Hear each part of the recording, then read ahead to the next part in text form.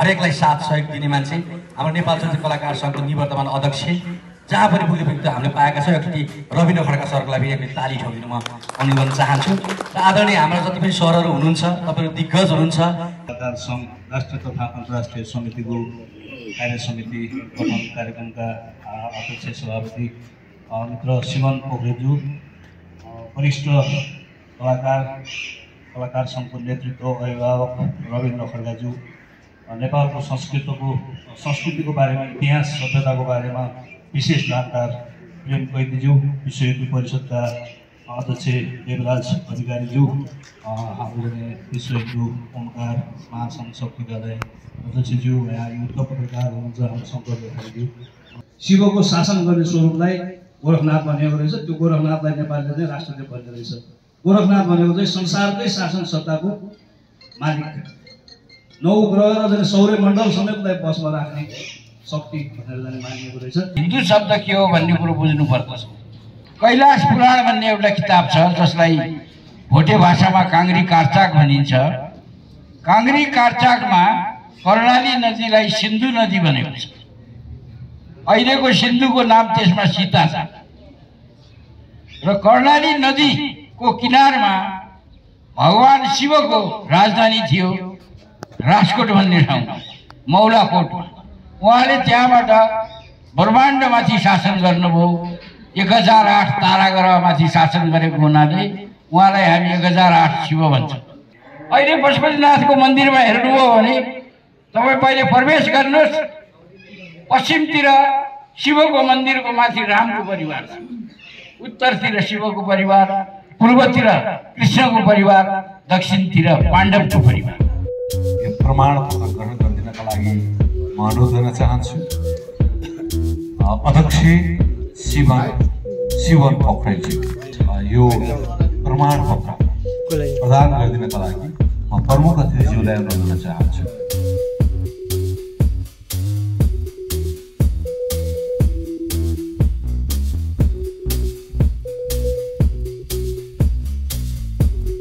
संस्था गठन गर्ने सिलसिलामा मलाई अत्यन्तै साथ दिने र गर्नुपर्छ भनेर हौसला, प्रेरणा, सद्भाव र लागि परेर ऊर्जा थप्ने र ऊर्जाशील व्यक्तित्व मेरो मित्र, आफैमा सफल हास्य कलाकार, चर्चित कार्यक्रम प्रस्तुता गोपाल ढकाल चन्दे उपाध्यक्ष।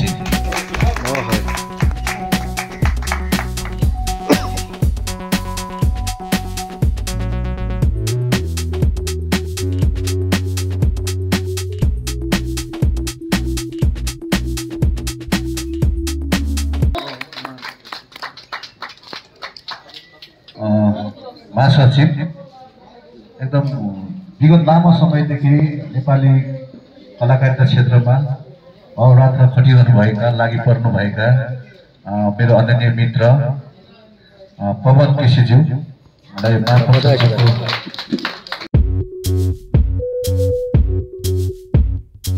महत्त्वपूर्ण जिम्मेवारी सचिव पदको लागि महिला सचिव पवित्र आचार्यज्यू,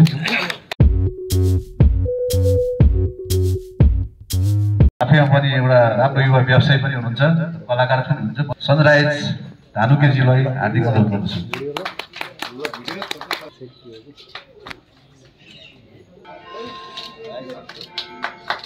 कार्यक्रम सञ्चालक मोडल मेरो प्रिय भाइ देवेन्द्र साई, संस्थापक सदस्य को नामबाट जान्छौँ।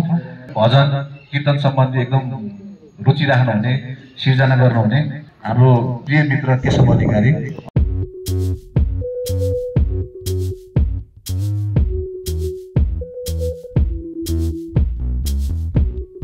चर्चित कलाकार सफल मोडल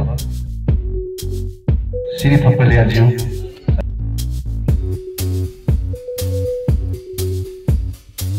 आफैमा पनि एउटा राम्रो अभिनय गर्ने कलाकार हुनुहुन्छ राजकुमार शाहज्यूलाई हार्दिक अनुरोध गर्छु।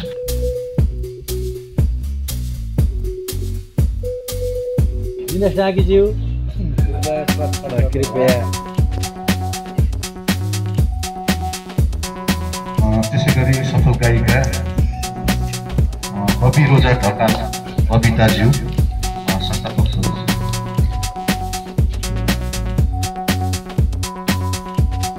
दुलीगढी मेहनत हेर्दा हाम्रो अग्रज गायक हुनुहुन्थ्यो, उहाँको ज्येष्ठ सपुत्र, उहाँ पनि स्वयं गायक राजु थापाज्यू।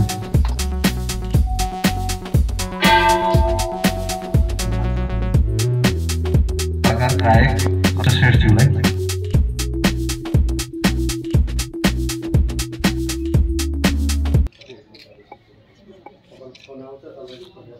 त्यसै गरी गायक सङ्गीतकार सुरज अधिकारी सुरक्स सदस्य पदको लागि कलाकार आफैमा युवा व्यवसायी दर्पण जिटी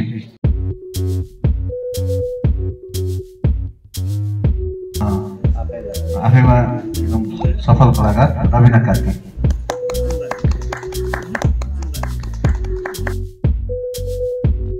त्यसै गरी सदस्य पदको लागि जीवन थापाज्यू।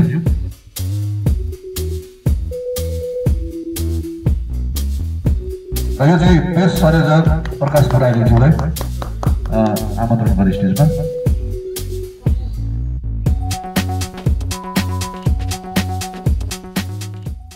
सबैभन्दा पहिला हाम्रो धर्म के हो, हाम्रो सनातन धर्मभित्र रहेर हामीले धर्म सम्बद्ध हामीले काम गर्न सक्यौँ र हामीले त्यो अनुसारले हिँड्न सक्यौँ भने हामी हरेक ठाउँमा सफल हुन सक्छौँ। र यो देशमा हामी सबै मिलेर हामीले यो धर्म संस्कृतिको जगेर्ना गर्दै जानुपर्ने छ, ताकि भोलि अरू धर्मले आएर यो हाम्रो सनातन हिन्दू धर्मलाई चाहिँ नि पेल्न नपाओस्। त्यसले गर्दाखेरि हामी सबैजना चाहे कलाकार होस् चाहे हरेक क्षेत्रमा लाग्ने मान्छेहरूले धर्मप्रति हामी संवेदनशील हुनैपर्छ। आज हामी जुन कार्यक्रममा यहाँ आएका छौँ वास्तवमा यो महत्त्वपूर्ण र ऐतिहासिक कार्यक्रम नै हो भन्न चाहन्छु। मैले यो ठाउँलाई चाहिँ छोड्न नसक्ने अवस्था भयो।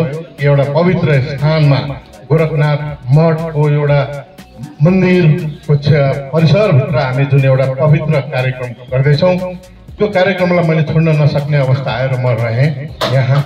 र पहिलो कुरा मलाई जुन निमन्त्रणा दिएर मलाई यहाँ बोलाउनु हुने मेरा प्रिय भाइ गोपाल ढकाल छन्दे र पवन केसी लगायत यस कार्यक्रमका विशेष हाम्रो राष्ट्रिय विश्व हिन्दू युवा कलाकार सङ्घलाई जुन गठन गर्नुपर्छ राष्ट्रिय तथा अन्तर्राष्ट्रिय समिति जुन एउटा गर्नु जरुरी छ भनेर जुन उपदेयता जुन एउटा सोच राख्ने हाम्रा ऋषिकेश जन शाहज्यूलाई र हाम्रो शिवन पोखरेलजीलाई म हार्दिक आभार प्रकट गर्दै यो आयोजक टिमलाई पहिला आभार प्रकट गर्न चाहन्छु। हाम्रो हिन्दूको चाहिँ विश्व हिन्दू युवा सङ्घले चाहिँ गरेका धेरै महत्त्वपूर्ण कार्यक्रमलाई मध्यनजर गर्दै उहाँहरूले जुन एउटा कन्सेप्ट निकाल्नुभयो वास्तवमा प्राय हामी 99 नभनौँ 95% त हामी हिन्दूमै एउटा आस्था राखेको, हामी हिन्दू धर्ममै आस्था भएका हामी कलाकारहरू सबै छौँ। हाम्रो आजको परिवेशमा आजको देश अस्तव्यस्त छ। हामीले अभिभावक नभएको देश जस्तो हामीले भान भइरहेको छ र अस्तव्यस्त अनुशासनहीन छ। वास्तवमा हामीले आफ्नै बाउ बाजेलाई पनि बिर्सिने अवस्था छ। हामी आफ्नो मात्र कुरा गरिरहेको अवस्था छ। आज हामीले सबैले एउटा भान भइरहेकै होला सायद जहाँसम्म लाग्छ। यो जुन विश्व हिन्दू युवा कलाकार सङ्घ राष्ट्रिय तथा अन्तर्राष्ट्रिय समिति जुन आज गठन भएको छ, जुन तटस्थ समिति बनिएको छ, सबैलाई म यसको अत्यन्त सफलताको लागि हार्दिक मङ्गलमय शुभकामना व्यक्त गर्दै हामीले सबै धर्मको हामीले हिन्दूको लागि मात्र हामी बोल्दैनौँ। हामी अहिले देशमा भएका सबै सर्वधर्मको सम्मान गर्दै, तर हाम्रो महत्त्व के त? सबै धर्मको सम्मान गर्दै हाम्रो महत्त्व के? हामीले कसैको कुनै धर्मको विरोध गर्नु पर्दैन। हामी त्यसै पनि एउटा उच्च स्थानमा हामीले यो हामी जन्मिने बित्तिकै हामी हिन्दू नै भएर जन्मेका छौँ। विशिष्ट व्यक्तित्वहरू हाम्रो यस विश्व हिन्दू युवा कलाकार सङ्घमा आबद्ध जति पनि अहिले प्रमाणपत्र ग्रहण गर्नुभएको छ सम्पूर्णमा हार्दिक बधाई तथा शुभकामना। नेतृत्व गर्ने जुन अवसर प्रदान गर्नुभयो यसको लागि फेरि पनि ऋषिकेश जङ शाहज्यू, हाम्रो केन्द्रीय अध्यक्षज्यू प्रति हार्दिक आभार। आस्था, धर्म, विचार, पूर्वीय दर्शन ठुलो ग्रन्थ हो यो भित्र हामी जस्ट पहिलो पाइला पल्टाउने कोसिस हो यो हाम्रो सुरुवात हो। सबै हामी कला, साहित्य, गीत, सङ्गीत क्षेत्रभित्र हामी रिलेटेड छौँ, आबद्ध छौँ र गीत सङ्गीत कलाकारिता निश्चित भाषा, धर्म, भूगोलको सीमाभित्र कतै न कतै बाँधिएको हुन्छ। भन्नुपर्छ, हामी अगाडि बढ्नुपर्छ। हामी विश्वको सबैभन्दा पहिलो देश जहाँ पूर्वीय दर्शन, धर्म, संस्कृति, हिन्दुत्व भएको देश होला। कानुनी रूपमा धर्मनिरपेक्षता भए तापनि तर 85% हिन्दूले भरिएको देश।